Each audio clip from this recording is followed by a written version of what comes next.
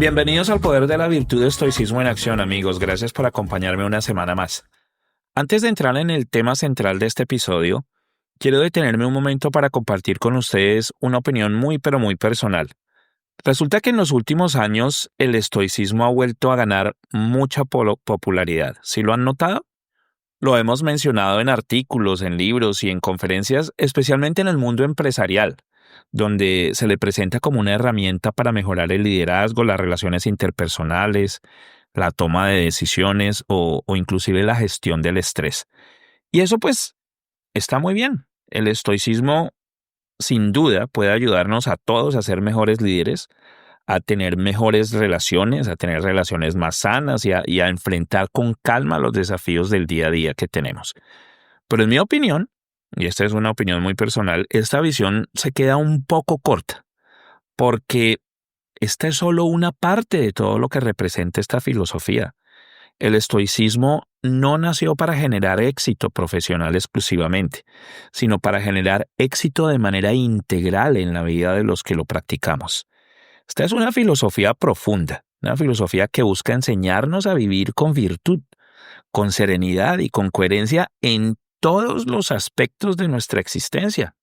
Y hay que tener en cuenta que no es una moda, ni una religión, ni un programa de gerencia empresarial. El estoicismo no pretende impresionar ni imponerse. Su propósito, su único propósito es servir. Simplemente servir. Nació para ayudar a cualquier persona a encontrar claridad, a encontrar fortaleza y paz interior, sin importar su origen ni su condición social o económica.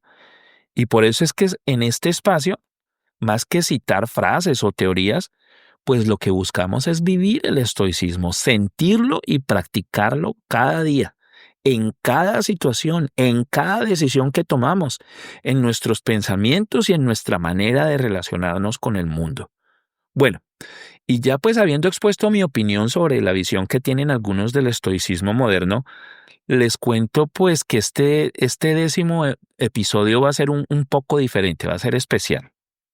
A ver, les digo, hoy vamos a hacer una pausa en la historia del estoicismo clásico y en los ejercicios prácticos que solemos asignar todas las semanas, y vamos a dedicar el episodio a un tema que algunos me han sugerido, porque es que varios de ustedes me han pedido que hable sobre cómo se relaciona esta filosofía del estoicismo con la fe que practican. Y pues me pareció una excelente oportunidad para reflexionar juntos sobre este tema en esta 10ª semana. Pero antes de empezar, quiero aclarar varios puntos que me parecen importantes. Lo primero es que comparar el estoicismo con todas las religiones del mundo sería imposible.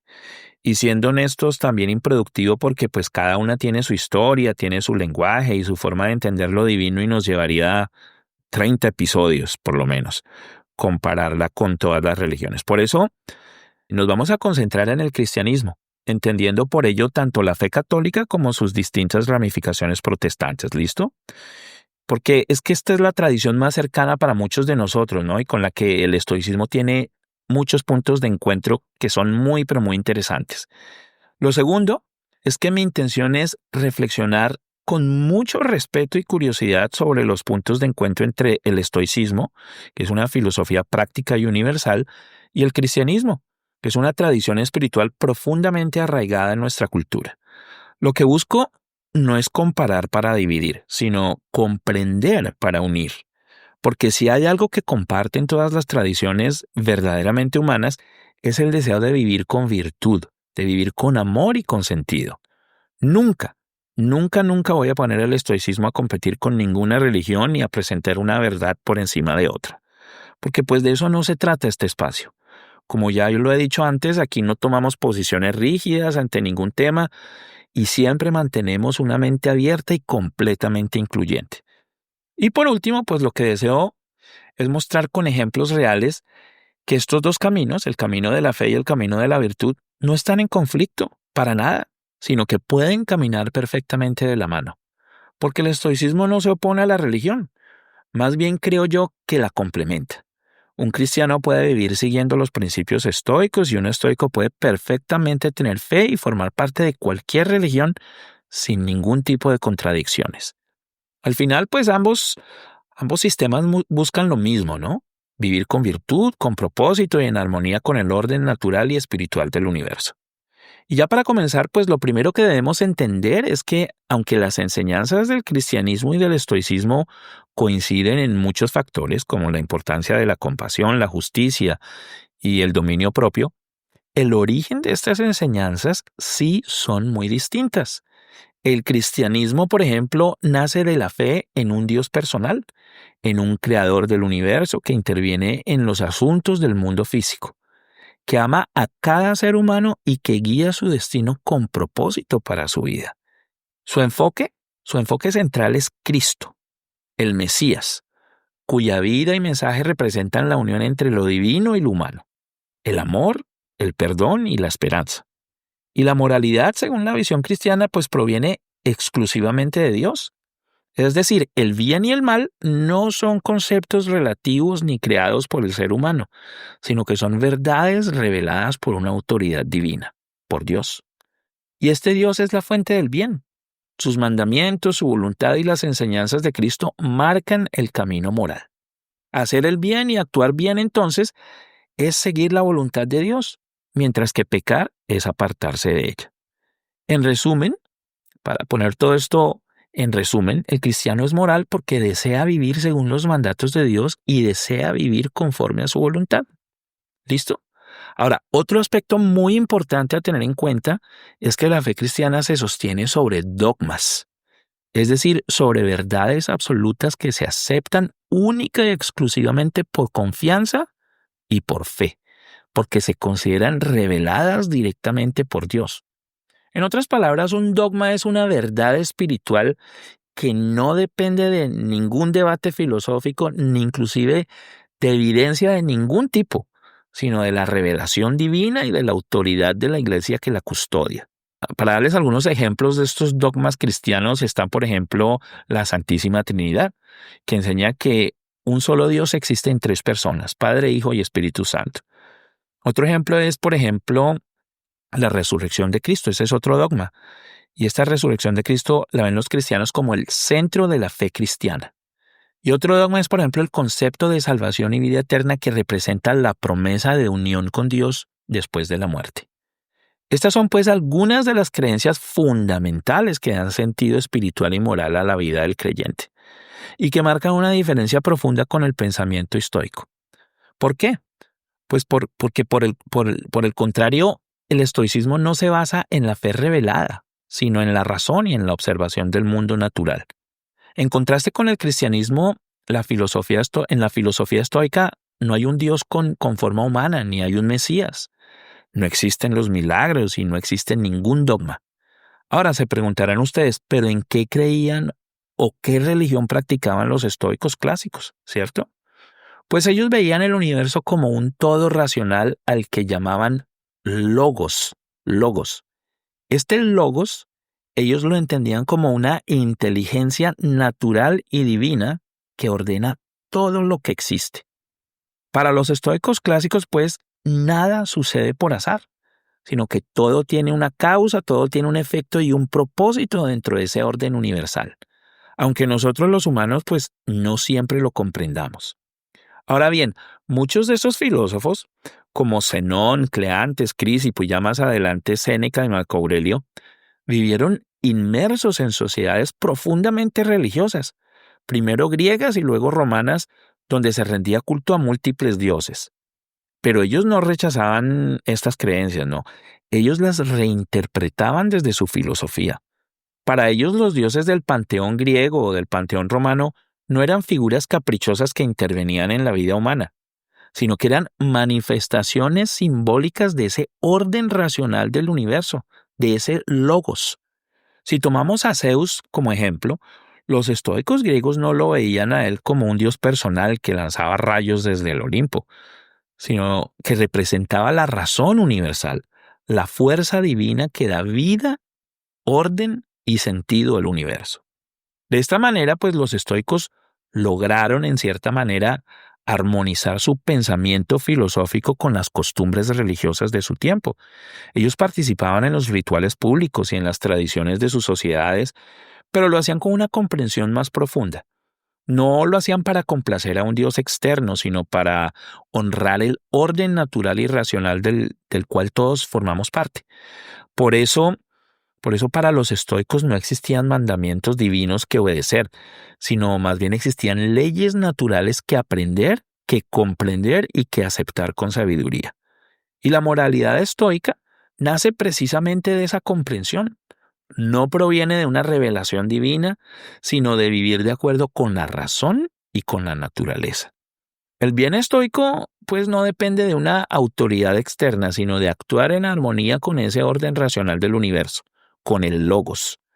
Para un estoico, la virtud es el bien supremo, porque es lo único que depende completamente de nosotros y lo único que nos hace verdaderamente libres y felices. ¿Sí los recuerdan? Así como repito yo al final de todos nuestros episodios, ¿no? Ser bueno para el estoico significa entonces, pues actuar con razón, con justicia y con coherencia. Pero no actuar de esta manera por temor al castigo ni con el deseo de obtener una recompensa, sino porque es lo que dicta la naturaleza racional del ser humano. En otras palabras, el estoico es moral no porque alguien se lo ordene, sino porque entiende que la virtud es la única manera de vivir en paz con el universo y de vivir en paz consigo mismo. Por eso el estoicismo no exige creer, sino exige comprender. Por eso el estoicismo no se basa en la revelación, sino que se basa en la reflexión. Y es una filosofía de vida que se practica y que se ejercita todos los días, en cada momento de la vida, en cada pensamiento y en cada decisión que se toma. Mientras que el cristianismo promete la salvación después de la muerte, el estoicismo la busca aquí, en vida, en la serenidad, en la claridad y en la sabiduría que nacen de vivir conforme a la virtud. Ahora, otra diferencia importante entre el cristianismo y el estoicismo, ya a nivel mucho más práctico, pues tiene que ver con los rituales. En el cristianismo, estos son una parte central de la experiencia espiritual, ¿cierto? La oración, la misa, el bautismo, el culto, la confesión, el servicio de adoración o el servicio divino, la comunión y muchos otros son actos simbólicos que expresan la fe y que fortalecen esa conexión del creyente con Dios y con su comunidad. A través de estos rituales, el cristiano renueva su compromiso con lo divino y encuentra consuelo, encuentra pertenencia y también esperanza. En cambio, el estoicismo no tiene templos, no tiene ceremonias, no tiene oraciones, no hay una práctica externa que busque agradar a un dios o pedirle algo. La práctica estoica ocurre en el interior de cada uno, en la mente, en los pensamientos y en la manera en que nos comportamos y en que reaccionamos ante la vida. El ritual estoico, si se le pudiera llamar así, es la reflexión diaria, la observación de sí mismo y el compromiso individual y constante de actuar con virtud y con coherencia en cada momento de la vida, todos los días.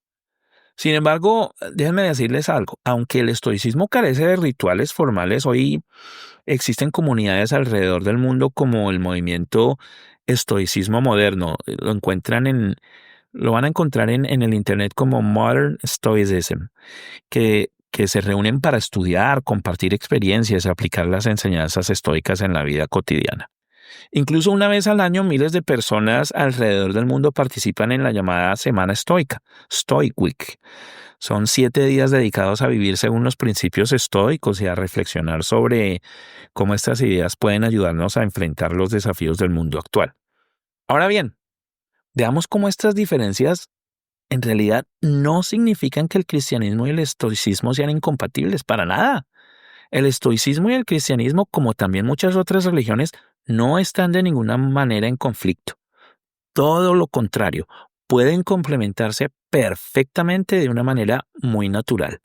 De hecho, muchos pensadores cristianos antiguos, como por ejemplo San Pablo, San Agustín o incluso Santo Tomás, estuvieron influenciados en mayor o menor medida por las ideas estoicas. Y cuando logramos reconocer esto, cuando dejamos de ver las diferencias como muros y las entendemos más bien como matices, pues podemos admitir que toda enseñanza que nos ayude a ser mejores, a ser más felices, merece ser escuchada y merece ser puesta en práctica, ¿no creen? Así es que el estoicismo no pide renunciar a la fe. Y el cristianismo, no impide pensar filosóficamente. Podemos practicar la fe en Dios y al mismo tiempo aceptar la razón natural como guía. Podemos orar y al mismo tiempo también podemos meditar. Podemos tener esperanza en una vida eterna y a la vez vivir con virtud aquí, en la tierra. Y así, amigos, pues ya llegamos al final de este episodio. Pero si algo deseo yo que se lleven hoy, es la idea de que el cristianismo y el estoicismo no son caminos opuestos, sino son sendas que pueden caminarse paralelamente. Ambas buscan la paz interior y una vida guiada por el bien. El cristiano lo hace desde la fe en un Dios que lo ama, y el estoico lo hace desde la razón que ordena el universo. Pero al final, ambos se encuentran en el mismo punto.